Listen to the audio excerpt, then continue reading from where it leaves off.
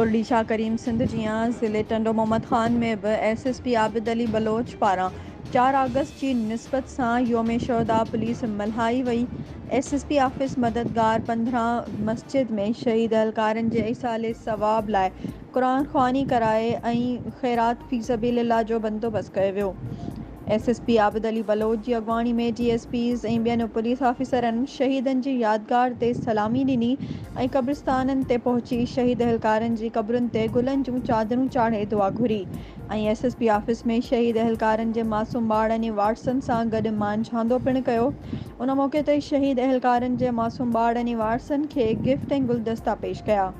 SSP Abid Ali Baloch चयो त मुख़्तलिफ़ वक़्तनि ते अवाम जे तहफ़ुज़ लाइ जवाननि शहादत माणी अवाम खे महफ़ूज़ रखियो आहे। उन्हनि शहीदनि जी क़ुर्बानी पुलिस जे जवाननि खे वधीक हौसलो बख़्शियो आहे। योम शोहदा पुलिस जे अॼोके ॾिहाड़े जे सिलसिले में अहिड़े क़िस्म जूं तक़रीबूं मुनक़िद करे शहीदनि खे यादि करणु असांजो अवलीन फ़र्ज़ु आहे।